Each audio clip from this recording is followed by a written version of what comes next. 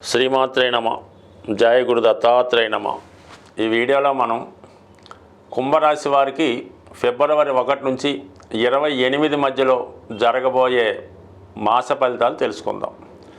మరి కుంభరాశి వారికి ఈ నెల ప్రారంభంలో మనకి 12వ తారీఖు వరకు వ్యయస్థానంలో రవి బుధగ్రహాల సంచారం. ఒక విధంగా ప్రభుత్వ అధికారుల నుంచి ఒత్తిడి, మీ కుటుంబంలో ఎవరో ఒకరికి అనారోగ్య సమస్యలు రావడం వల్ల తప్పనిసరిగా వారిని మీరు కేర్లో తీసుకొని వారికి తగు విధమైన వైద్య చేయించడం, వారి మంచి చెడ్డలు చూడటంలో మీ యొక్క కాలాన్ని ధనాన్ని వెచ్చించవలసి ఉంటుంది. ఇదే సమయంలో వ్యాపారంలో కొంత పెట్టుబడి పెట్టవలసి రావడం వల్ల తగు విధమైనటువంటి ఆర్థిక పరంగా మీరు చేసే ప్రయత్నాలు ఫలించినప్పటికి కూడా మరి అవి మీ యొక్క వ్యాపార అభివృద్ధి కాకుండా వేరే అవసరాలకి ఖర్చు అయ్యే అవకాశాలు ఎక్కువగా ఈ వారంలో కనబడుతున్నాయి. ఇక మీ యొక్క పిల్లల యొక్క చదువు కొరకు ధనాన్ని వెచ్చించవలసి ఉంటుంది. సో అలాగే మీ యొక్క సొంత అవసరాలకు, ఎంటర్టైన్మెంట్కు, మీ యొక్క బలహీనతల కొరకు కూడా కొంతవరకు రహస్యంగా మీ యొక్క సొంత ఖర్చులు ఎక్కువ అవడం జరుగుతూ ఉంటాయి. బట్ ఇవన్నీ ఉన్నా కూడా మీ యొక్క కుటుంబ విషయాల్లో కొన్ని ఇతరుల యొక్క ప్రమేయం వల్ల కుటుంబపరమైన చికాకులు జరిగే అవకాశం ఉంది. కుటుంబంలో ఏదో ఒక ఇబ్బంది ఈ సమయంలో రావడం జరుగుతుంది. అంటే కుటుంబంలో ఎవరో ఒకరు మీకు ఇష్టం లేని పని చేయవచ్చు. అంటే వాళ్ళు ఏదైనా ప్రేమ వివాహం చేసుకోవచ్చు, లేదంటే ఇంకో విషయంలో వాళ్ళకి ఏదైనా బలహీనత వల్ల కొన్ని విషయాలు మీకు తెలియడం వల్ల దానివల్ల ఇబ్బంది పడవచ్చు. ఏదైనా మీ యొక్క కుటుంబ ప్రతిష్టకు ఇబ్బంది కలిగే కార్యక్రమాలు కొన్ని మీ కుటుంబంలో జరగడం జరుగుతుంది. అలాగే ఆర్థిక విషయాల్లో చాలా ఇబ్బంది ఎదుర్కొంటారు. ఇదే సమయంలో మరి ఏదైనా న్యాయపరమైనటువంటి చిక్కులు ఎదుర్కోవడం వల్ల, రుణదాతల వల్ల ఒత్తిడి వల్ల అయితేనే, మీ యొక్క బంధువుల యొక్క ఒత్తిడి వల్ల అయితేనే చాలా వరకు ఆర్థిక పరమైనటువంటి ఇబ్బందులు వచ్చే అవకాశం ఉంది. తప్పనిసరి పరిస్థితుల్లో కొన్ని ముఖ్యమైన నిర్ణయాలు తీసుకోవడం కానీ, కొంతకాలం పాటు ఏదైనా అజ్ఞాతంలోకి, అంటే ఏదైనా కొన్నాళ్ళు రిలీఫ్గా ఏదైనా ఒక దైవ ప్రాంతంలోకో, పుణ్యక్షేత్రంలోనో, బంధువుల ఇంట్లోకో కొన్ని రోజులు ఈ యొక్క ఇబ్బందులు తట్టుకోలేక వెళ్ళే అవకాశం ఉంటుంది. ఏదైనా చాలా జాగ్రత్తగా నిర్ణయం తీసుకోవడం మంచిది. ఏదైనా ఒత్తిడి నుంచి తప్పించుకునే విధంగా పూర్తిగా దైవం మీద భారం వేయడం మంచిది. అయితే కొన్ని పరిస్థితులు మీకు ఈ నెల ద్వితీయార్థంలో, అంటే ఈ 13, 14 తారీఖుల తర్వాత కొంతవరకు ఎవరైతే మిమ్మల్ని ద్వేషించి ఇబ్బంది పెట్టారో వారే మిమ్మల్ని సహకరించి మీ యొక్క సమస్యల నుంచి బయటపడవేయడం జరుగుతూ ఉంటుంది. సో ఏదైనా కొన్ని సమస్యలు 15వ తారీఖు వరకు, అంటే నెలలో సగం రోజులు ఇబ్బందులు ఉంటాయి. దాని తర్వాత మళ్ళీ ఆ ఇబ్బందుల నుంచి ఎవరైతే మీకు ఇబ్బంది పెట్టారో వాళ్ళే మిమ్మల్ని బయటపడే విధంగా సహకరించే అవకాశం ఉంది. కాబట్టి మీరు చేయవలసిందల్లా కేవలం దేవుడి మీద భారం వేసి ప్రశాంతంగా ఉండడం మంచిది.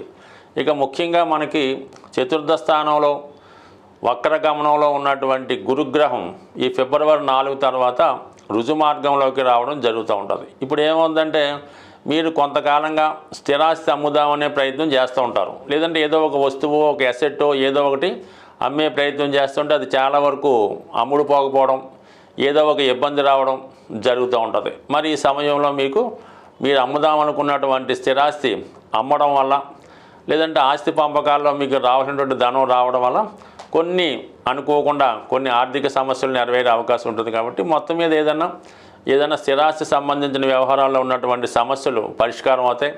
కొన్ని సందర్భాల్లో ఒక చోట స్థిరాస్తి అమ్మి వేరే చోట స్థిరాస్తి అమ్మడానికి కానీ, లేదా జీవనోపాధి కొరకు వేరే ప్రాంతంలోకి వెళ్ళే అవకాశం ఈ సమయంలో రావడం ఇంచుమించుగా మీకు ఈ ఫిబ్రవరి 4 తర్వాత జరిగే అవకాశం ఉంది. బట్ ఏదైనా కొంతకాలంగా మిమ్మల్ని వేధిస్తూ ఇబ్బంది పెడుతున్నటువంటి జన్మశని ఈ నెలలో, ఎందుకంటే రవిగ్రహ ప్రవేశంతో అది మరింత ఎక్కువగా మారి ఇంచుమించుగా మీకు ఈ ఫిబ్రవరి నెలాఖరు నాటికి చాలా వరకు పరిష్కారమై మార్చి నుంచి మళ్ళా కొత్త జీవితం ప్రారంభించే విధంగా ఈ గ్రహస్థితి మీకు చెప్పడం జరుగుతుంది. బట్ ఏదైనా నిదానంగా ఆలోచించి నిర్ణయాలు తీసుకోవడం మంచిది. ఏ విషయంలో కూడా తొందరపడకుండా భగవంతుడి మీద భారం వేయడం వల్ల చాలా సమస్యలు వచ్చినట్టే వచ్చి పరిష్కారం అయ్యే అవకాశం ఉంటుంది. సాధారణంగా మన రాశి ఫలితాలు ఫాలో అవుతున్న వారికి గ్రహాలు ఎంత అనుకూలంగా ఉన్నా ప్రతికూలంగా ఉన్నా మీరు నివసిస్తున్నటువంటి గృహం తాలూకా వాస్తు ప్రభావం కూడా చాలా వరకు ఈ మీ యొక్క నష్టాలు లాభాల మీద ఆధారపడడం జరుగుతూ ఉంటుంది. సుమారుగా మీ గృహంలో వివాహ ప్రయత్నాలు వాయిదా పడుతున్నాయి, ఎంత ప్రయత్నం చేసినా వివాహం జరగడం లేదనుకున్నప్పుడు మీ గృహంలో వాయువ్య భాగంలో దోషం ఉందేమో గమనించండి. ఆ దోషం సరి చేసుకోవడం వల్ల మరి వివాహాలు తొందరగా జరుగుతాయి.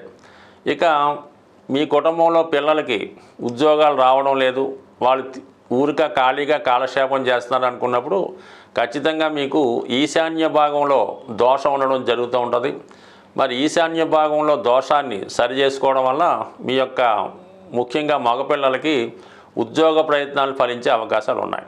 అలాగే ఆగ్నేయ దోషం అన్నది చాలా ప్రమాదకరంగా అది మొత్తం కుటుంబాన్నే స్ట్రగుల్ పెడతా ఉంటుంది. అంటే చిన్నవారు పెద్దవారిని డామినేట్ చేయడం, ముఖ్యంగా ఆ కుటుంబ యజమాని అంటే భర్త ఏదో ఒక వ్యసనానికో బలహీనతకో లోనవడం వల్ల ధనాన్ని పాడు చేయడం జరుగుతూ ఉంటుంది. ముఖ్యంగా ఈ ఆగ్నేయ దోషం వల్ల ఆ కుటుంబంలో స్త్రీలకి అనారోగ్య సమస్యలు రావడం వల్ల భార్యాభర్తల మధ్య ఫిజికల్ అట్రాక్షన్ తగ్గుతూ ఉంటుంది.